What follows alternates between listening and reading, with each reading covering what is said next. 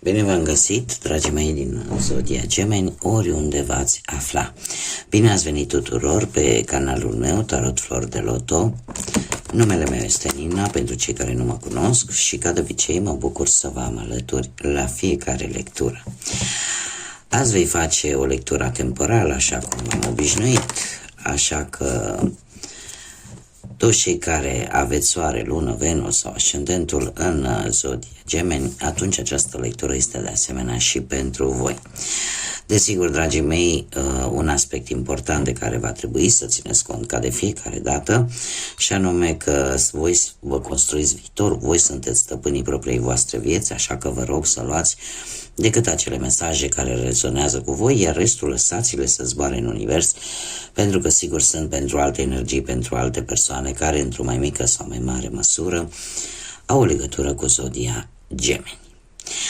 Desigur, puteți viziona celelalte zodii care pot reprezenta pentru voi ascendentul sau oricare altă planetă importantă din harta voastră natală. Așa că, fără prea multe alte detalii, haideți să vedem care este energia voastră în acest moment. Energia voastră ne vorbește despre acțiune. Avem numărul 15 care printr-o reducere pitagorică ne dă un 6. Un 6 care ne vorbește de echilibru, de armonie și probabil de necesitatea unora dintre voi de a distruge ceva ce nu vă mai folosește. De asemenea, ne vorbește despre a construi ceva cu totul și cu totul nou. Ne vorbește de comunicare, de o vindecare a unei situații sau a unor răni din trecut, cum de asemenea ne poate vorbi și de o cooperare, de generozitate.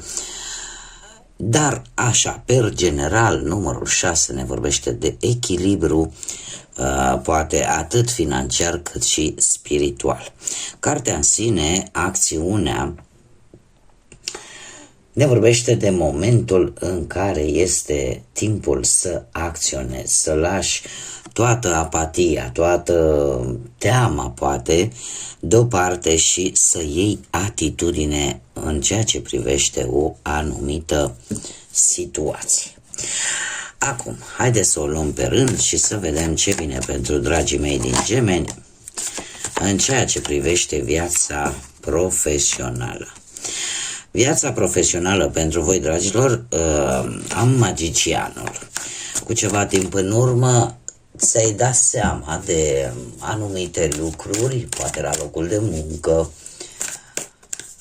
sau poate pur și simplu ți-ai dat seama că îți dorești să avansezi. Și ai folosit tot ce ai avut în dotare, da? Toate abilitățile de care ai dat dovadă, comunicarea,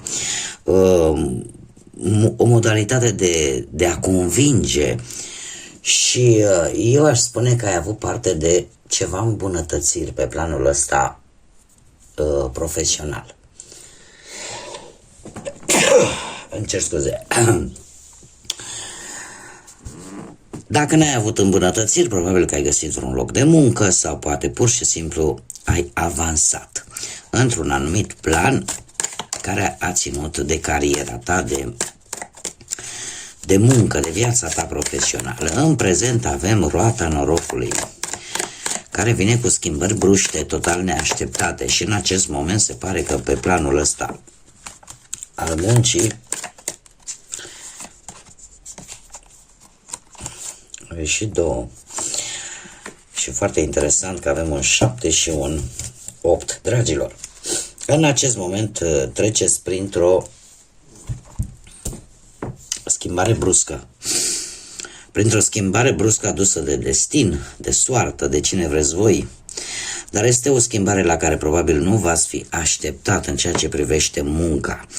Această schimbare va avea niște repercursiuni, niște rezultate pe viitorul apropiat. De ce? Pentru că avem un 7 dar și un 8 de monede. 7 de monede îmi vorbește despre recompense într-un viitor apropiat, după probabil lungi căutări pentru cei care căutați un job, sau cumva recompense vis-a-vis de un anumit plan pe care îl aveți voi în ceea ce privește munca.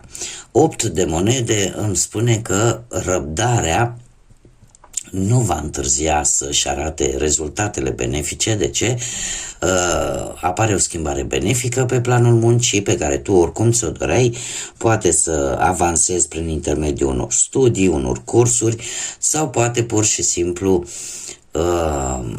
vreți să faceți lucrurile foarte bine și în felul ăsta veți acorda mai multă atenție la anumite aspecte, la anumite detalii importante pentru proiectul pe care vreți voi să-l duceți la bun sfârșit. Chiar dacă unii dintre voi e posibil să fiți nevoiți să faceți mai multe lucruri deodată, cumva aveți capacitatea să le duceți la bun sfârșit și să le faceți în așa fel încât să vă iasă și bine. Haideți să vedem cu partea financiară. Partea financiară. Dragilor, cu partea financiară ați avut de curând o veste. O veste relaționată poate cu ceva probleme financiare, sau poate ați primit un răspuns vis-a-vis de un credit, de un împrumut, sau poate, nu știu, s-a mai pus ceva bănuți la salariu, sau pur și simplu un câștig așa neprevăzut care te-a echilibrat un pic. Dar în prezent, din câte văd eu aici, se pare că nu sunteți chiar atât de interesați în mod special de bănuți și se pare că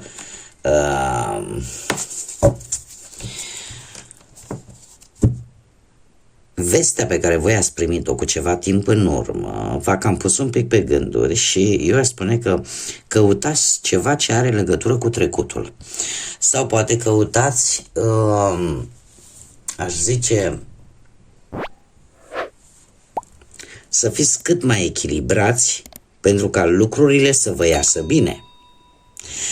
Nu știu dacă zodia Fecioară vă spune ceva sau zodia Taur, ai așa vreo legătură cu o anumită situație financiară.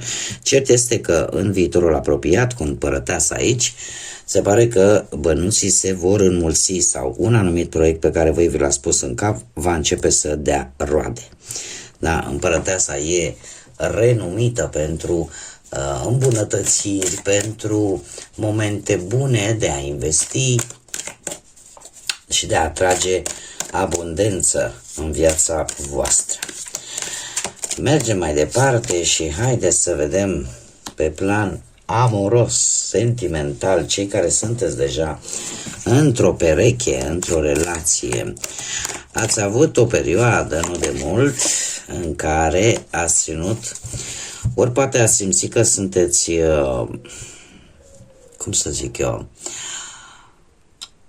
aveați un atașament destul de anxios față de perechea voastră sau poate invers. Un atașament, aș spune, un pic dus la extrem, care v-a făcut cumva, voi oricum nu vă place să fiți foarte încorsetați, mai ales în ceea ce privește relația. Și se pare că în prezent, cu acest 6 de bâte, cumva lucrul ăsta, să vedem ce carte vine, v-a făcut să... Da, un rege de monede. Eu aș spune că ori ați lăsat acest atașament, l-ați lăsat în urmă, iar asta nu a făcut altceva decât să aducă îmbunătățiri relației. Cert este că, nu știu dacă perechea voastră are vreo legătură cu zodiile de pământ, Taur, Fecioară sau Capricorn, dar cu acest rege de monede trebuie să vă spun că într-un viitor apropiat, cumva, onestitatea, sinceritatea poate rezolva o problemă de relație. Chiar dacă această problemă de relație e posibil să fi fost din cauze materiale, din lipsa bănuților sau din anumite, nu știu, o anumită situație care are legătură cumva cu bănuții. Cert este că aceste probleme cumva vor trece și dacă există mai ales onestitate, dar sinceritate, asta este cel mai important, lucrurile se pot rezolva. Tind să cred că, nu știu dacă perechea voastră sau voi, aveți așa un atașament sau un interes un pic mai mare vis-a-vis de bani. Și de aici cumva să fi plecat problema. Haideți să vedem cei care sunteți singuri. Singuri în urma poate a văduviei sau a divorțului sau a unei separări. Sau poate pur și simplu nu ați reușit voi să vă găsiți jumătatea. Dragilor, voi ați traversat o perioadă destul de complicată. Cu ceva timp în urmă, cu acest 5 de bâte, aș spune că ați luptat pentru a intra în grațiile unei persoane. Poate cu alți pretendenți, alte pretendente. Cert este că în prezent, cu acest 9 de cupe, sunteți dispuși să vă distrați, sunteți dispuși să cunoașteți persoane noi, să vă extindeți. Sunteți destul de stabili în acest moment și cumva parcă aveți un progres în ceea ce privește viața asta sentimentală. Este foarte curios că în viitorul apropiat avem acest 4 de cupe care îmi spune că încă te vei afla într-un moment de gândire dacă te poți elibera de ceva din trecutul tău pentru care probabil ai luptat, pentru vreo persoană posibil, sau nu. Există o șansă care vine către voi, poate în a cunoaște pe cineva, da? A vă forma o nouă relație, totuși există ceva aici care vă dă de gândit. Nu o să vă grăbiți și se pare că nu o să vă grăbiți în sensul de a vă face o relație stabilă, cel puțin unii dintre voi. De ce? Pentru că ați observat că cumva și poate unii dintre voi și-au dat seama că și singurătatea are aspectele sale pozitive. Cert este că încă vă mai gândiți să vă desprindeți de ceva din trecutul vostru. Și chiar în momentul în care vi se oferă o oportunitate nouă de a cunoaște pe cineva, de a lega relația cu cineva, totuși voi încă nu vă veți grăbi. Încă veți sta așa un pic puși pe gânduri dacă